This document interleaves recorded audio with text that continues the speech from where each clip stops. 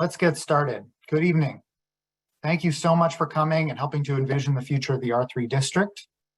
First, let's get some technical details out of the way. We have interpretation available tonight in Chinese. I will take a moment to let Eileen Lee direct people to the language channel. Eileen. 今天晚上我们的研讨会会提供中文的翻译服务。如果您需要收听中文的演示，稍后请点击在屏幕下方出现的地球仪图标，选择中文，这样呢您就可以收听演示的中文翻译。在问答环节，如果您有任何问题，请点击相应的图标来举手提问。如果您是通过电话接入的话，请拨打星号9来举手提问。谢谢 ，Thank you。 Thank you so much, Eileen. So please keep yourself muted during the presentation. We'll have an opportunity for Q&A afterward. Please use the reaction raise hand tool if you want to ask a question. If you're calling in, please raise your hand at the end of the presentation using *9 and we will answer your questions. After the presentation, we'll have group discussions to talk about some of the key discussion points presented in the presentation. I'd like to take this opportunity to introduce myself and the project team. I'm Eric Anderson. I'm Advanced Planning Manager with the city. We're also joined by our consultants, Opticos Design, including Stefan Pellegrini, Tony Perez, Beth Suchan, Russell Toller, Martin Galindez, and Roger Foreman. Lastly, we have support from other Community Development Department staff, including Philip Brennan, Aaron Freitas, Krisha Panoyar, and Diana Pancholi. You will have a chance to meet some of them later on tonight. The purpose of tonight's meeting is to get input on the R3 zoning update. This project is an action in the Council's strategic roadmap, part of a priority to help create housing options in the city. This meeting is focused on the Springer, Cuesta, Phyllis neighborhood. Other workshops are focusing on other neighborhoods. Tonight's workshop will include 3 parts: a presentation overview of where we've been with the project and some options for where we can go. Then we will go into breakout groups to hear from each other about your thoughts on each option. And lastly, there'll be a report back. The R3 zoning update is only part of the city's interconnected housing programs. In addition, the city is preparing the housing element, which is a state requirement to plan for more housing and to address housing equity. Council direction was to not rely on the R3 update to accommodate units required of the housing element. A draft of the housing element is under review by the state now, and we expect it to be adopted by the end of the year. We're also preparing a displacement response strategy, which could include affordable unit replacement and tenant relocation requirements, as well as preservation efforts.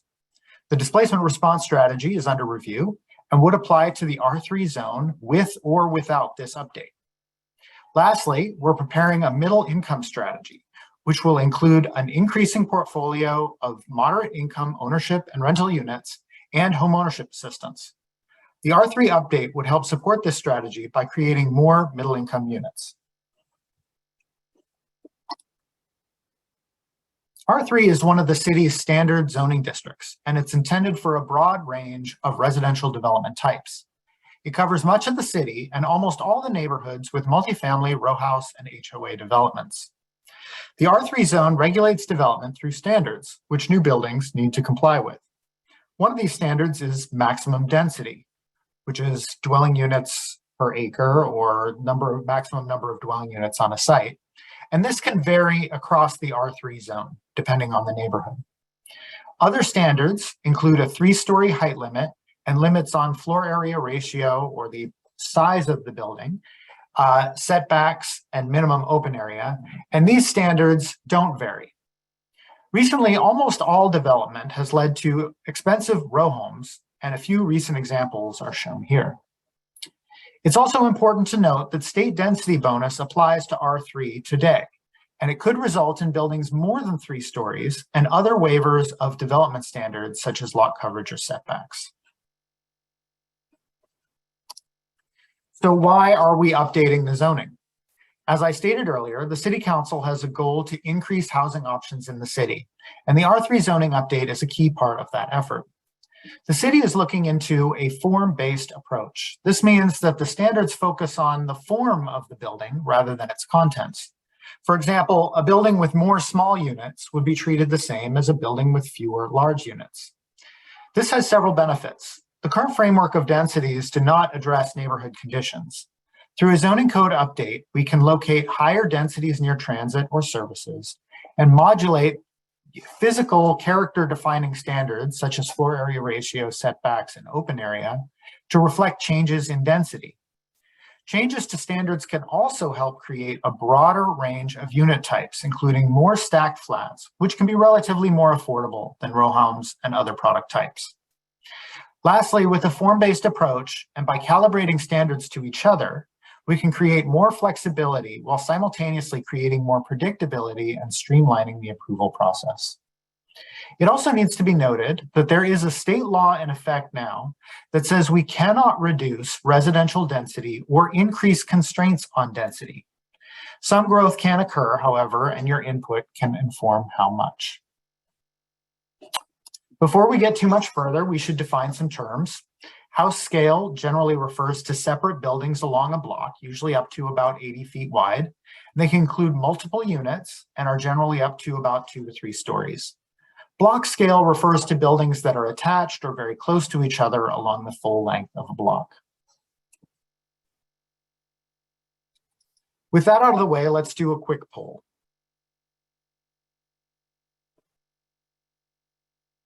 The purpose of this poll is to get an understanding of the stakeholders at this meeting, which this way we can see if we need to target any missed groups later on.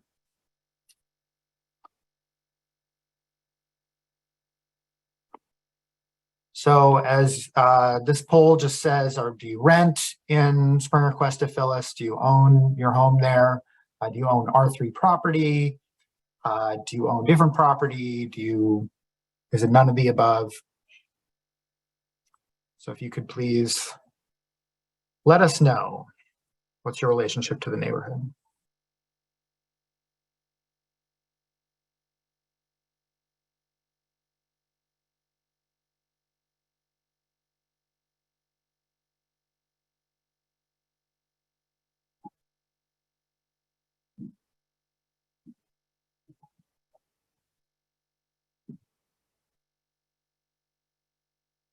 Okay, I think that's probably about as many people as are going to vote. Let's end the poll. And as you can see, the vast majority are homeowners here in Springer, Cuesta, Phyllis, 83%, and then a smattering of other folks. Good to know.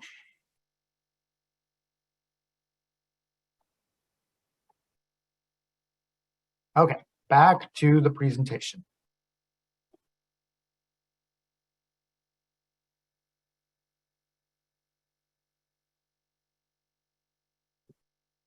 So let's get into what we've heard so far. This project started in 2020. We conducted workshops and prepared a development framework that was presented to the Environmental Planning Commission and City Council back in 2021. That framework looked at maximizing development potential. It looked at the characteristics of each site and analyzed how large a building the site could feasibly accommodate. In addition, there was analysis of how many existing units could be replaced at rents or sales prices affordable to those living there today. As a result, the framework presented last year had buildings from 3 to 6 stories. Upon review, the City Council directed staff to go back out and get more input from the community, which is what we're doing now. Earlier this year, we talked to a few different stakeholder groups and heard a few key messages about how they felt about the R3 project in their circles. Some wanted more housing and others were more cautious about growth. Some wanted to plan for growth through precise plans and general plan update. Many said that we should ensure that infrastructure, parks, and schools can support the growth, create better access to retail, services, and amenities. A lot of support for building housing near transit. Consider mobility and streetscapes when you're designing housing. protect privacy and greenery, especially trees. Some people wanted lower parking requirements in order to help facilitate less expensive housing, and others wanted to minimize neighborhood parking impacts and to ensure that residents had a way to park their cars that they knew that they needed. Definitely heard an interest in reflecting all opinions, so making sure that we communicate what we heard from all parts of the community. And then, of course, protect people from displacement and rent increases. So in response, we prepared an alternative that seeks to address what we've heard in these 5 main points that I'll describe in greater detail. This slide summarizes the growth framework that I talked about. It included these subdistricts ranging from 2 to up to 6 stories. The 2-story subdistrict focused on areas with small parcels and no 3-story buildings in the vicinity. The 3- and 4-story subdistricts were in areas with a mix of different surrounding building sizes and parcel sizes. The 6-story subdistrict was just for the sites with the most development capacity and fewest surrounding 2-story buildings. But as I said, we're taking another look at how subdistricts could be different. So rather than focusing on differences in height, we could focus on differences in scale and character. An alternative framework could have lower intensity districts, which would be more house scale, and higher intensity districts that could be more block scale. These are some alternative districts. As you can see, these images show how buildings can be more massive, including more width and fewer space between adjacent buildings at the higher subdistricts without increasing height. Later in the presentation, we'll look at a map of where these districts could go. During your breakout rooms, you can respond to these pictures. Is there anything you like about these buildings or things that you don't like? Are there locations where some of the buildings might be appropriate or even some of the previous frameworks buildings? Tony will have an opportunity for question and answer at the end of the presentation. But yes, thank you for raising your hand. We've also put a lot of thought into transitions of height and scale to existing neighborhoods. These pictures show how smaller building scales, including height, width, and depth, can help buildings better fit into the community, despite maybe smaller setbacks or a 3- or 4-story to 1- or 2-story transition. In addition, we've revised the proposed R3 map and eliminated cases where higher intensity subzones would be added adjacent to lower density neighborhoods. So no R3C next to R1 neighborhoods, for example. The lower intensity subzones could have new standards that limit scale, both facing the street and along internal property lines. In addition, privacy and screening concerns can be addressed through landscaping. A form-based set of standards can help support improved pedestrian connections and streetscapes by encouraging connections to the sidewalk and a comfortable walking environment. Publicly accessible open space can be provided through incentives. If developers are allowed to build the same amount of building through allowance of an extra floor, new public parks become a win-win where the community can benefit from the additional open space. The R3 zone could also be an opportunity for small neighborhood serving goods and services, increasing the vibrancy and walkability of the city's neighborhoods. Later on, we will ask you about how you feel about these types of uses in your neighborhood and where they might be appropriate. As I said earlier, the 2020 growth framework essentially maximized development capacity. The new alternative map would focus development capacity increases in strategic locations, resulting in a smaller increase to overall development capacity in the R3 zone. In addition, R1 and R2 neighborhoods are only adjacent to R3A or R3B. At the same time, we're targeting higher intensities to key destinations like transit and services. So here you can see the Grant Phyllis neighborhood. Mislabeled there. It's not Central Expressway along the top. That's actually El Camino Real. Apologize for the typo. So that is El Camino Real along the top. You can see in the previous map that several of the larger sites along El Camino Real were designated for R3C, 4 stories. None of this area was designated for R3D in the previous map. But in the new map, we have those areas designated as R3B that are closest to El Camino Real, and the areas that are farther from El Camino Real are R3A, the lowest intensity. So we will be asking you in the breakout rooms to weigh in on these two maps. You can be thinking about whether we should change any of the locations of subzones. Are any of the previous subzones a good idea anywhere? Where are transitions important? Where would neighborhood serving commercial be appropriate? And that summarizes our alternative approach. So tonight you'll have an opportunity to respond to these ideas. And in your breakout groups, you can discuss these questions. What do you like in the examples of buildings? What don't you like? Where could they be appropriate? Where should pedestrian and bicycle users be prioritized? Where would you support allowing small neighborhood serving commercial uses? What do you like better about the 2022 map or even the 2020 map? And what other ideas do you have? In closing, I'd like to make it clear that this is not an all or nothing approach. Form-based principles, neighborhood commercial, and open space can move forward with the 2020 map, and we can use parts of the 2020 framework and parts of the 2022 framework. Lastly, you may have other ideas that we haven't thought of yet. But before we go to our breakout groups, we can do some Q&A.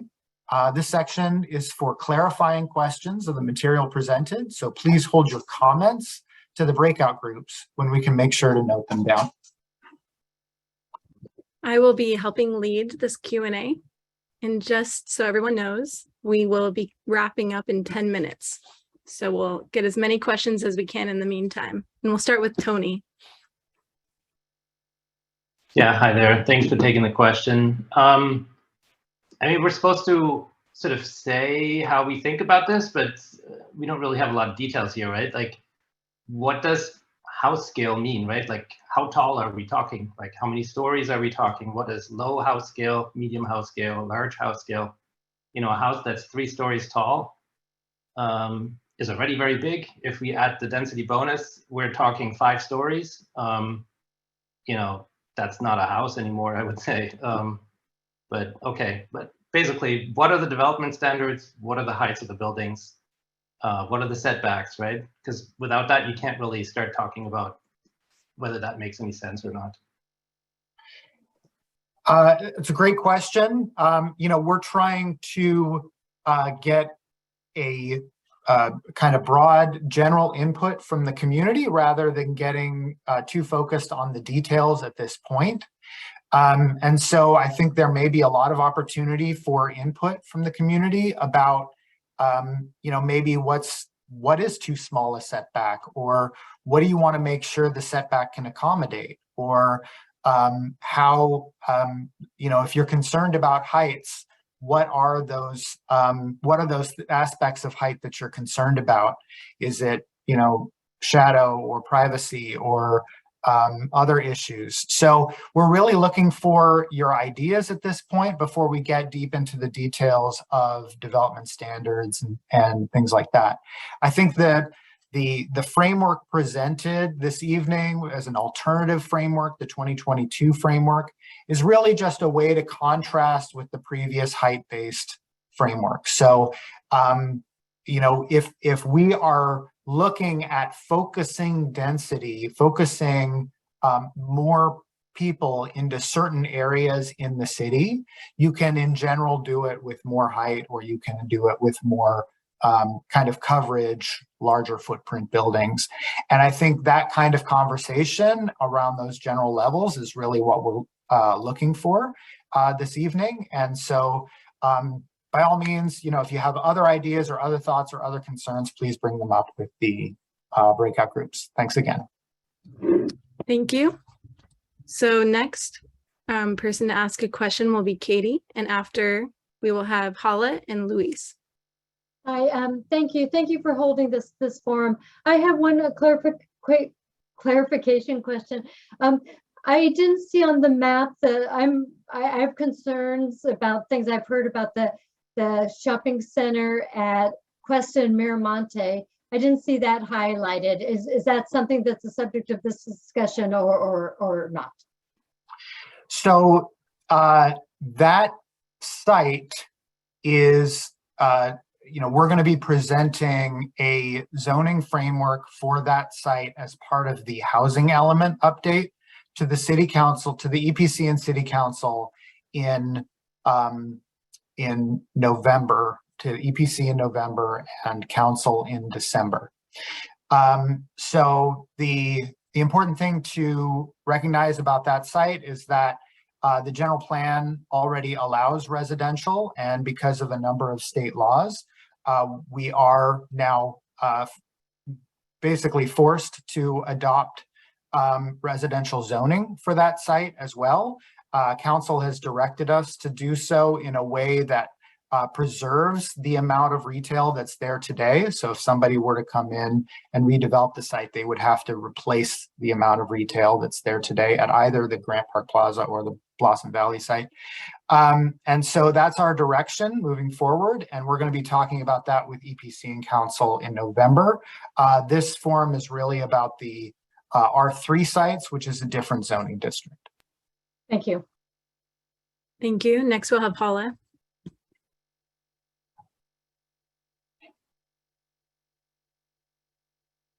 Paula, I believe you're on mute. Sorry about that. Good evening. Yes, thank you for holding this in my neighborhood, Cuesta Park. So affordable housing is a big incentive or requirement for doing this, the rezoning efforts and increasing housing efforts. I'm not clear, is there any affordability or affordable housing component in this plan? I did not see that tonight or in some previous neighborhood discussions. No, you're absolutely right that this would be updating development standards that would apply to all development, whether it's, affordable or market rate. So there isn't specifically an affordable component to this this project, but we have a lot of affordability, programs and strategies that we're working on, both through our BMR requirements, which would apply to these developments, as well as a lot of affordable housing projects that we're working on with nonprofit developers. Okay, thank you for your question. We'll have Luis next and then Harold. Yes, thank you very much. Two things I wanted just to mention. I don't know if you're going to have much bigger maps when we do the breakouts, but I think not having the side streets shown on these maps is a distinct disadvantage because you've got bits and pieces in different colors basically all over the place, and you're just giving us a couple of main streets. Yeah. Second point is that I would like to know factually if when you are talking about having ownership housing, if you are talking about condo mapping.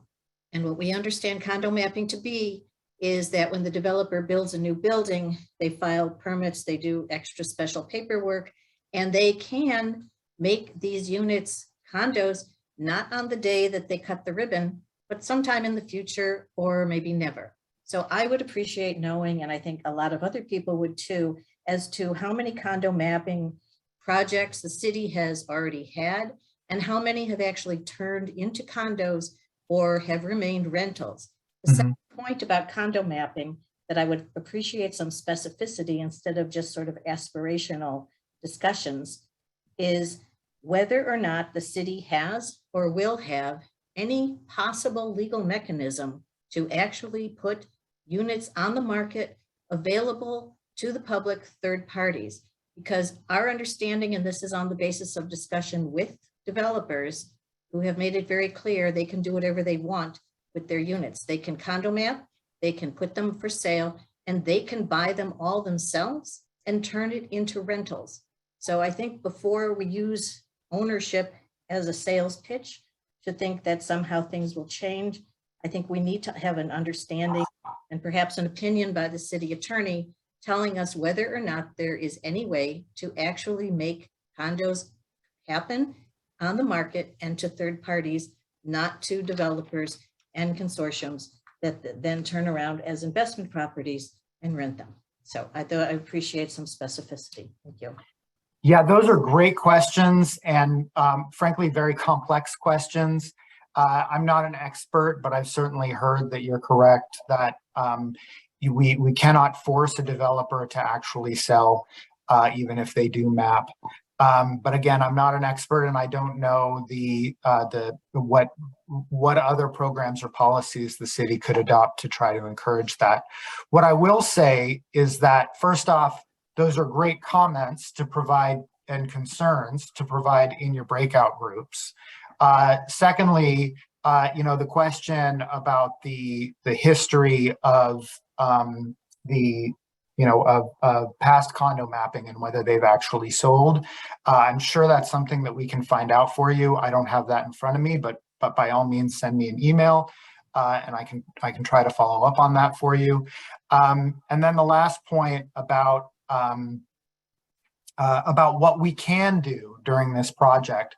We have some great economists who are working with us, and they'll tell you that there are certain characteristics of projects including, size and average unit size and things like that, where the developer is just naturally going to choose to sell because sometimes the management costs are just so much more on a per unit basis than they would be for if they were selling than if they are managing it and renting it out. So what we're going to continue to do throughout this project is look for ways that we can try to anticipate through studying the economics and feasibility of projects, how we can continue to encourage ownership units that way.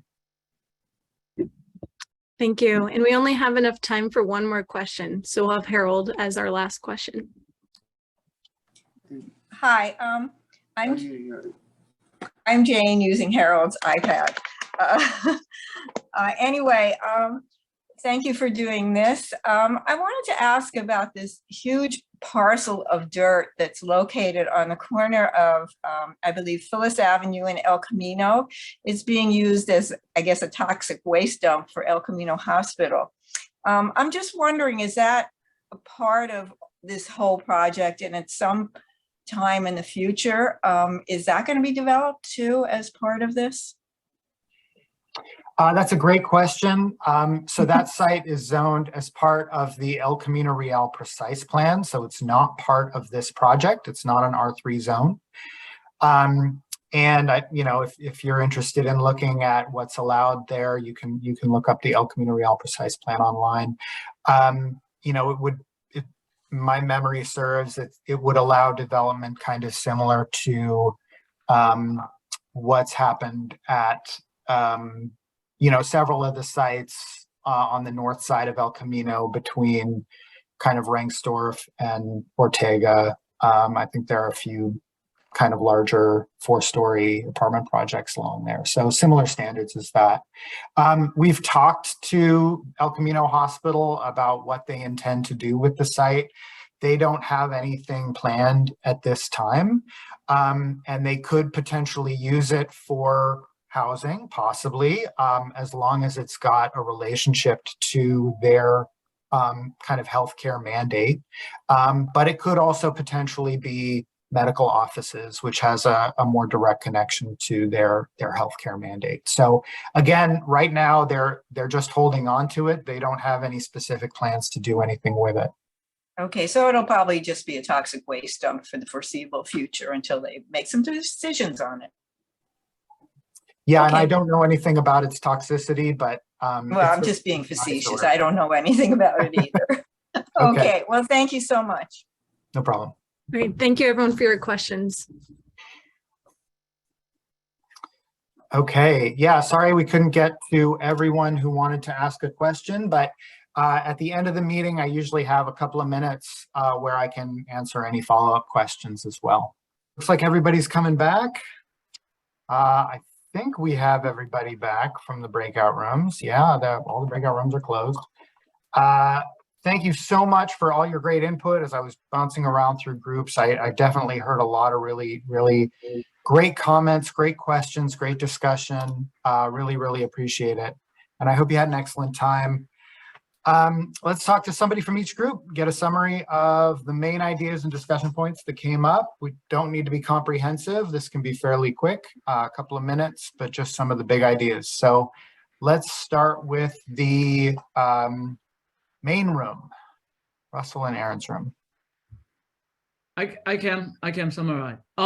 Russell, do you want to summarize? No, go for it, Jalen. Okay. Thank you. Yeah, I think there are a lot of opinion. I think focus on favoring the level, the height, and some people are favoring up to not more than 3 floors. But I do hear some people want to have 6 floors because they look nice, right? Is that right? Am I right, Russell? I think that's fair. Yeah, okay. Some people prefer that, but also there are quite some people against higher than 3 floors, and people want have bigger setback. People care about park and recreation space. People care about traffic. People care about also some people care about parking spaces. People care about retail, what kind of retail in the commercial floor, whether they are grocery or not. Also, people care about the school capacity. People care about also policing, like resources. Do we have enough police and fire fighting? Because there are definitely more people need to be, keep safe. And people care about noise being introduced by more people. People care about blocking the sun or shade, blocking the sky from nearby lower building. And yeah, I will let other people to like fill in the other gaps. Yeah.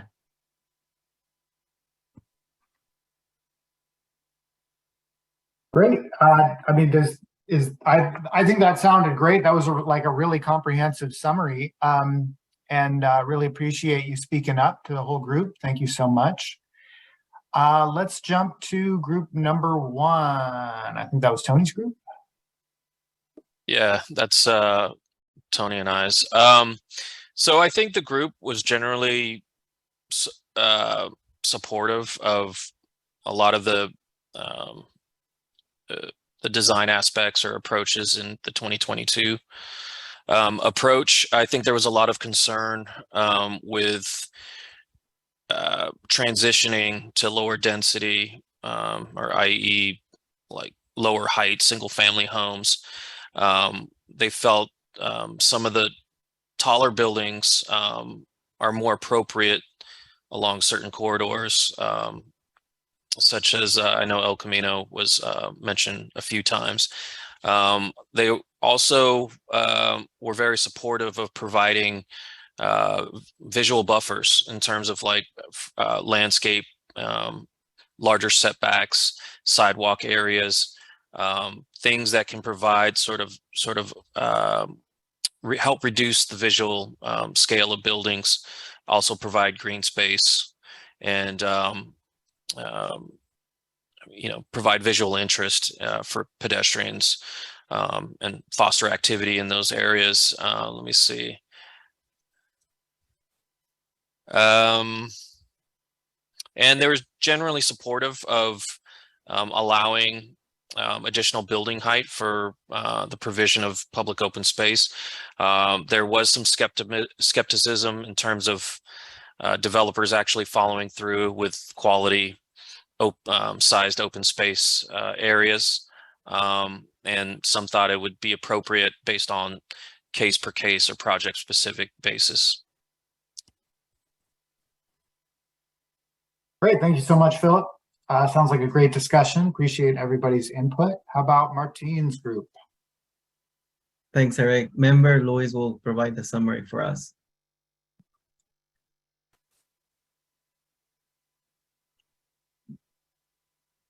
Oh, Member Louis, you're muted. Yeah, so the first concern was that you haven't given us any development standards, so nobody really knows what we're talking about in terms of actual heights of buildings and spaces between buildings, etc. So we're looking at a lot of pictures, but we don't have a lot of facts. There was a lot of also concern about transitions, also because there's no development standards yet.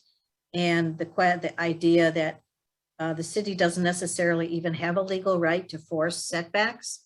So if you could end up with a huge building, 3-4 stories, squat in the middle of single family homes with no real transitions. We were told the courts haven't decided yet whether the city can even force such an issue. There was concern over the blocky flat facades that we could end up with, which also makes transitions even more difficult to deal with. The blocking of the sun was also a big concern, even with generous setbacks. There was concern as to senior accessibility if you're going to be building long, skinny, tall structures. And the question of driveways and parking, if you're going to be putting in all of these buildings side by side and cutting through into the streets with all of these driveways, how that's going to affect parking and pedestrians, access and safety. The question of space and height and open space. The idea was that if you're going to have if there's going to be a density bonus for giving open space, it doesn't appear as if in single family neighborhoods, there's actually going to be such enough space for there to be tall buildings and driveways and open space. So the idea is that if the developers want to just pay an in lieu fee and say someone else gets the park elsewhere, then that should not be allowed, because it's the neighborhood and the street that's having the impact that should have the benefit of the park space. In terms of commercial uses, there was a lot of concern that that's not going to fit in the character of this very residential neighborhood. We don't really have any pictures, any ideas as to what this could possibly look like.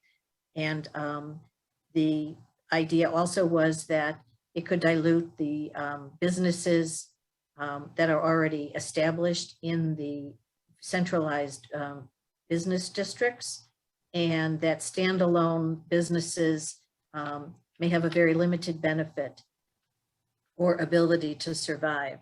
The other issue was also infrastructure, the fact that we are not building infrastructure first, especially transit, and we're putting the density in first. So the example was in this R3 area, you would need a car just basically to even get to downtown from most places. So how is that going to work, that we're not just adding massive amounts of cars and traffic because we're not putting in the infrastructure?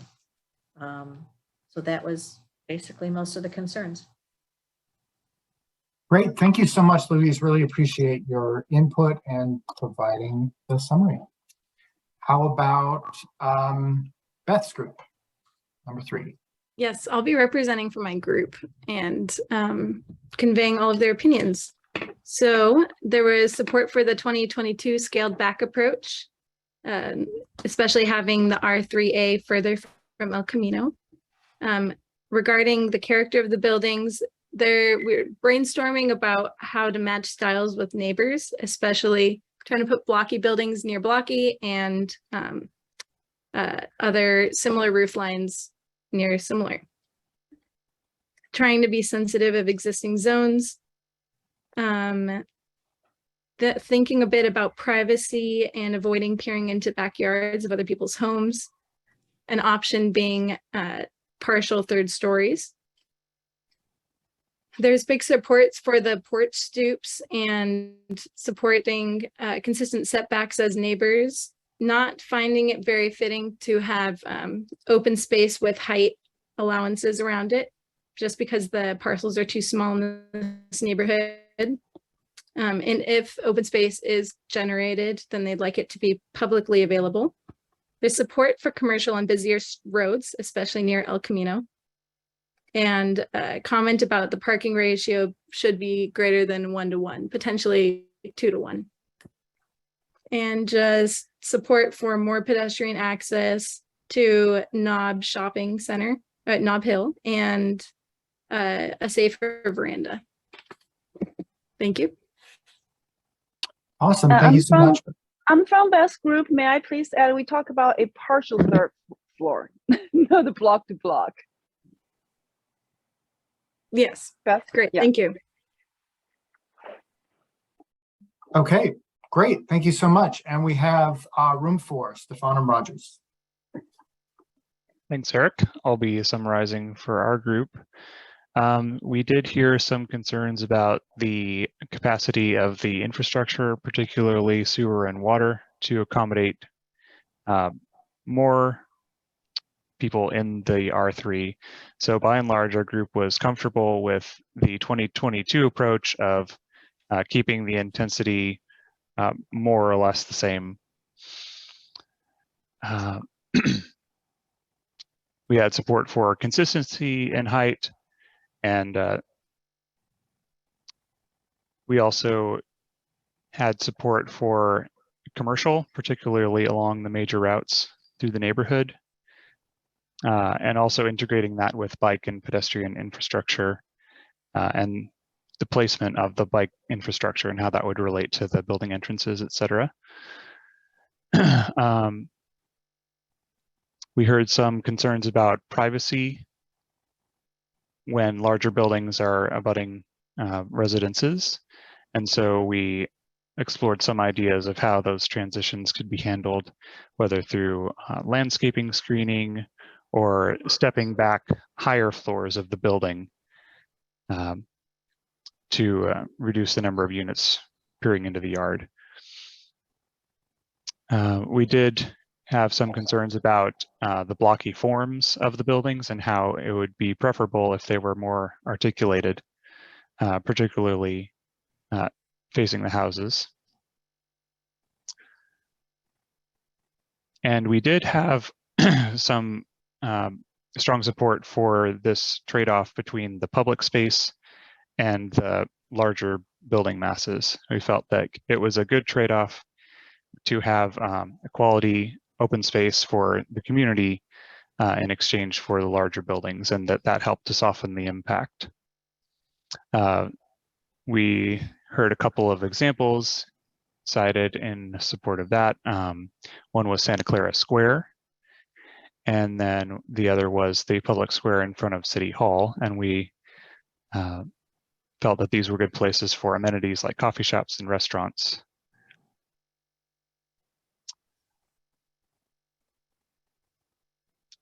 So that covers main issues. Aside from some concerns about the infrastructure and displacement, we thought that there was a good opportunity to adjust the R3 standards so that we could have better public realm and better transitions between adjacent properties. Awesome. Thank you, Roger. Thank you to group 4. I think that was every group, right? I didn't miss anybody. Sorry, Eric, I was representing group number 1, Russell's group, but after hearing other people, I feel I am doing too rush a job, too concise. I feel bad for my group, so I want to add something that I missed, very quickly. Okay, please. So people generally concerned about also the infrastructure capacity, mostly around the road, because people believe that we can put more parking or whatever, but we cannot make the road wider or bigger. So because there's more people, definitely more car. So people do bring up like we can add in buses, but still that we still believe there will be more cars for sure. And we are concerned about the traffic jam, like the traffic condition around the Grand and El Camino Rio is already very bad because that one go to 85, 101, and 237. And I personally have measured it takes 5 minutes sometimes for me to get over that red light. So can we solve that problem, like make it more fluent first? Or second, some people concerned about traffic safety because we still remember 2 or 3 months ago, the tragedy, middle schooler biking that got hit and unfortunately passed away. So we don't want this to happen again.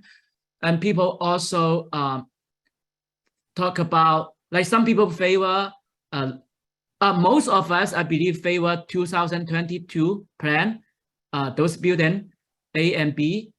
And some people do favor higher building because they talking about Redwood City. They look, some of the building look very well, very good. But I also hear people concerned about we are making this very residential area become very look like the downtown area. Some people against to make it look like the downtown area. I think that's what I want to add, and I welcome like other people to on my group to add anything I missed. Yeah, thank you. Well, thank you. I really appreciate your cognizance of trying to express every the diversity of viewpoints in your group. Thank you so much. So that is it. Before you leave, we have a couple more announcements. First of all, let me share my screen.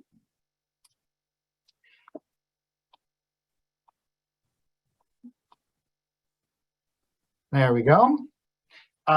First of all, if you feel like you had more to say, or if you have a neighbor that couldn't make it, please log into our website here, mountainview.gov/R3 zoning update. The URL is also on the flyer that it's been circulating around, as well as the notice that you may have received at your house. You'll have an opportunity to provide comments on all of these topics at a link that's available on this website.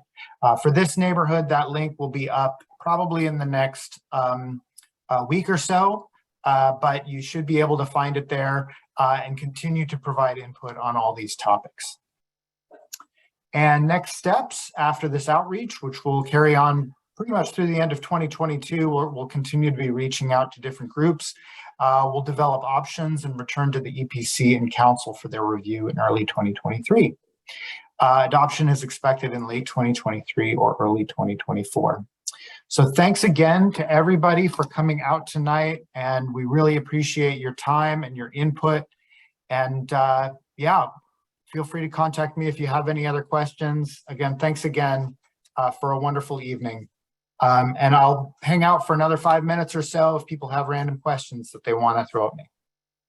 Hey, Eric, how do we get a hold of Beth after this meeting? I'm sorry, get a hold of what? Beth. Oh, a hold of Beth? Yeah, Feel free to email me. I'm at eric.anderson2@mountainview.gov, and I'll forward any requests or anything like that to Beth. Okay, thanks. Yeah, because Beth, we talk about no more than 50% on the third partial floor. So I just want to email you so you can remember that. Okay. That's where we feel comfortable. Great. Any other questions? Just, we don't need to, I think as people are kind of drifting off of the meeting, I don't think we need to call on people specifically. If you just want to speak up and chill in. Thanks, Eric. Actually, I think because I was going to leave, but you said you are going to stay for 5 minutes. That's why I want to ask you. So I was actually, sorry, I joined late. I did not hear most of the presentation, but I was wondering, in our breakout room, in the map, I do not see the Blossom Valley shopping mall in the map. Right. Can you explain the reason? Is that not yet or is coming? Yeah. Right. So the Blossom Valley Shopping Center is, that rezoning is a process that we're doing through the housing element. Mm-hmm. And it's actually required under state law because we've actually, back in 2012, when we adopted the general plan, right. So now there's an inconsistency between the zoning and the general plan. So in order to bring those into consistency, we do need to adopt some standards for allowing housing at that site. That's happening through the housing element process, and we're going to present those standards to the EPC in November and to the council in December. And I encourage you to stay tuned to those discussions if you're interested in that discussion. Oh, how can I join those? Is that housing element, you mean? Yeah, it's the housing element process. Yeah. Mm-hmm. Cool, thanks. No problem. Dan, I noticed that your hand has been up for a while. Did you want to ask a question?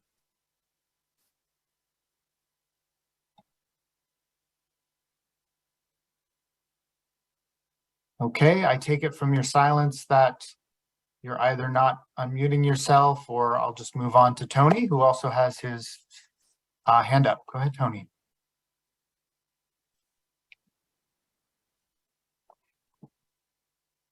Tony, you are muted.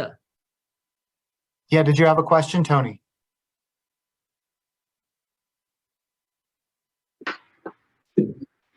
Hey, yeah, I was just wondering, like, when do you think there will be like some kind of document or something that we could look at for, you know, what these house scale and, you know, large house scale things mean?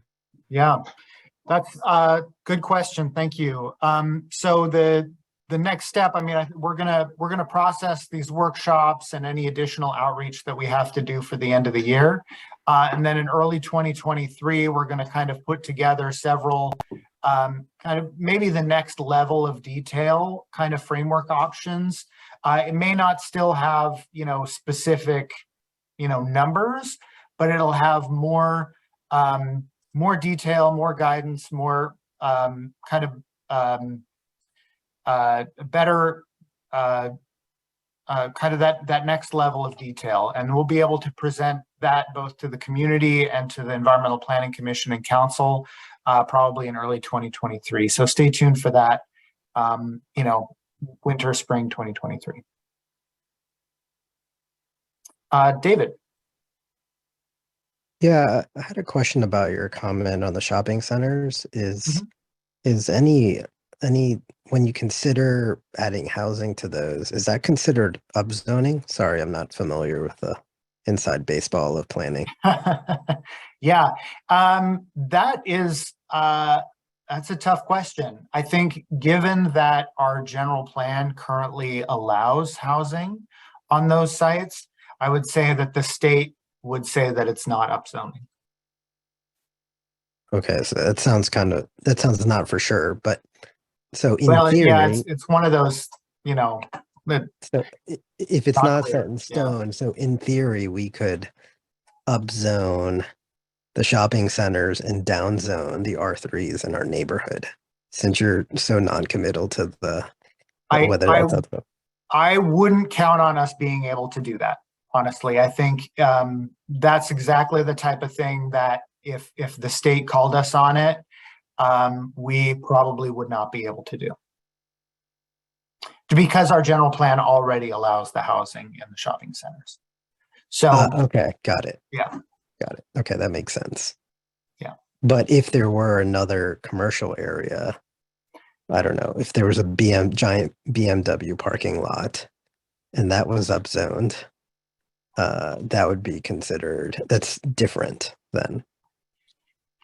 Yes, if we were to take another area and allow more housing or upzone housing, then yeah, we would be able to downzone at the same time.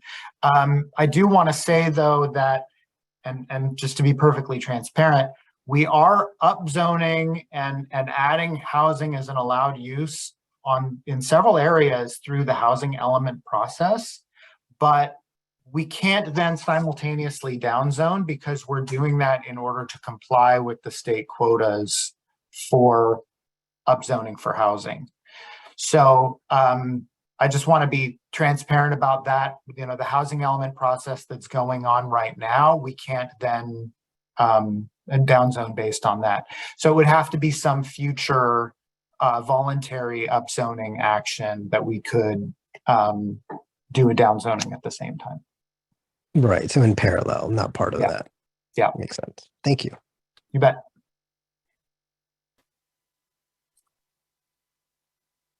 Okay. Any other questions? Eric, just one final question, very quick. You mentioned about the Blossom Valley Shopping Center. It will be like in November, December, the housing element goes through the EPC. I did not, still, I'm not that well understanding the process. So my question is that those just process that need to go through like just the time, and it is going to be redrawn. It just need to go through this legal process. It's not going to be changed. Is that what you're saying? You said 2012, according to the law, is going to be redrawn for sure. Yes, it looks very likely that it's going to be rezoned for sure. Now, again, I think, you know, the council, you know, it still has to make the decision on it. And so I don't want to say that, you know, it's set in stone, but yeah, there is a legal process and ultimately it's up to the council to do the rezoning. But certainly all up until now, the council has indicated that they intend to, and it is certainly in our best interest to rezone it consistent with the general plan under state law. Okay, once it's redrawn, it might not necessarily mean there will be developer immediately developing it, right? Is that the process? Okay. Yeah.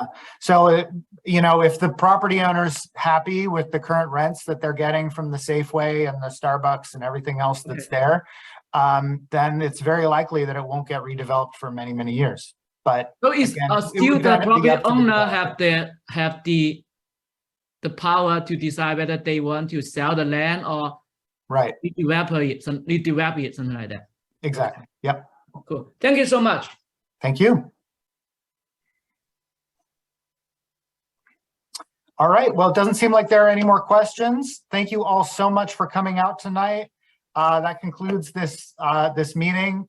And again, thank you so much for your time, taking your Thursday night to join us. Really, really appreciate it. Have a good night, everyone.